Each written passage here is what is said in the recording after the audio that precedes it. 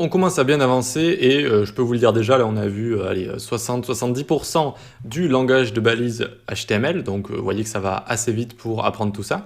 Maintenant on va voir comment se faire un formulaire rapidement. Alors attention, parce qu'un formulaire, vous savez, c'est ce qui permet d'envoyer des données, notamment vous avez un formulaire de contact en fin de liste pour envoyer un message par exemple, d'accord? Donc un formulaire, ça a besoin d'un back-end. Ça a besoin d'un back-end, ça a besoin d'une base de données ou d'un langage de back-end pour envoyer ce que vous avez envoyé avec le formulaire à une adresse mail par exemple. Donc nous, ce cours, c'est sur du front-end, d'accord? C'est sur du front-end. Donc on va voir comment créer un ici en HTML, il ne va pas ressembler à grand-chose. On verra en CSS comment le rendre stylé, le rendre joli, comment faire de beaux formulaires. On verra en JS comment le rendre plus sécurisé, notamment. Et par contre, on ne fera pas le côté back-end, on ne fera pas le côté envoi de données, etc. Là, il faut un langage de programmation, donc PHP, on peut le faire avec Python également, et on peut le faire avec tous les langages liés à JS qui sont côté back-end, avec Node, Express, etc. MongoDB, on peut faire ce genre de choses. Donc, d'abord, pour commencer ici, on va apprendre la structure d'un formulaire.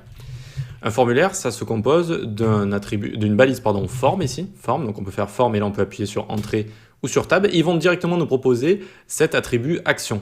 Action, c'est là où on va envoyer les données. Donc ici, en général, c'est une page .php par exemple. Ici, on ne va pas le remplir. Et il y a également un autre attribut qui peut être intéressant, c'est méthode. Et méthode, ça va être la méthode avec laquelle on va envoyer nos données. Les méthodes, c'est des méthodes HTTP, GET, POST. On reviendra en détail un petit peu plus tard, là j'ai pas envie de vous embêter avec, mais c'est des méthodes d'envoi qui ont chacune leurs avantages et leurs inconvénients. Donc form est ce qui va englober le formulaire, notamment ce qui va contenir des attributs intéressants. Des attributs intéressants. Et ensuite, à l'intérieur, il va y avoir les inputs. C'est là où on remplit des données. C'est là où on remplit le message qu'on a envie d'envoyer, etc., etc. Donc ici, d'abord, il va y avoir un label. Un label, ça sert à labelliser un input. Ça sert à être lié à un input. Regardez. Et donc, on fait label. Il va y avoir un attribut fort. Et là, par exemple, on dit prénom. Dedans, on a envie de remplir le prénom. Et dedans, on va écrire prénom, 2 points, par exemple. Comme ça, nickel. Ensuite, bon, en CSS, on s'occupera de ça plus tard, mais ici, on va juste faire un petit breu pour aller à la ligne. On va créer notre input. Notre input en question, c'est là où on va écrire, d'accord? Le type, ça va être qu'est-ce qu'on a envie d'écrire à l'intérieur? Du texte, un nombre, un email. On reviendra aussi plus en détail en CSS plus tard, mais pour l'instant, on met texte, vu qu'on a envie juste de remplir avec du texte. Ensuite, on va mettre un ID, et l'ID, on va mettre exactement la même chose que le for ici. Et ça va les lier, en fait. Ça va faire que, regardez, si je clique même sur prénom ici, ça va me mettre dans l'input, comme ça. Et là, je vais pouvoir écrire n'importe quoi, d'accord? Donc, ça les lie tous les deux, et on n'a pas besoin seulement que de cliquer sur l'input, on peut aussi cliquer sur le petit label, donc le petit libellé qu'on a juste au-dessus ici. ID, on va revenir beaucoup plus en détail en CSS, ça ne sert pas du tout qu'à ça.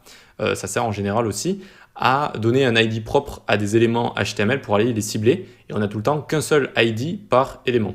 En opposition avec les classes, vous verrez en CSS également, classe mon input par exemple, tac, qui servent à tout simplement sélectionner les éléments HTML. Mais ça, on le verra plus tard quand on fera du CSS. Donc l'ID ici sert à lier le label et l'input. Voilà, vous le savez. Ensuite, on va mettre un name ici. Qu'est-ce que ça veut dire name? On met prénom vu que c'est un prénom qu'on va envoyer. Quand on va le recevoir dans notre backend, eh bien, il y aura un libellé avec les données qu'on reçoit. Et donc, ce sera le name ici. Donc, ce sera le prénom qu'on reçoit avec, par exemple, mon prénom Enzo, comme ça. OK? Donc, très bien pour ça. On a fait un input vraiment de base ici. Voilà, c'est vraiment l'input de base. On le lie avec un label. C'est pas obligé, le label. Hein, vous pouvez ne pas le montrer ici. Mais vous voyez que ça renseigne quand même sur ce qu'on doit remplir ici.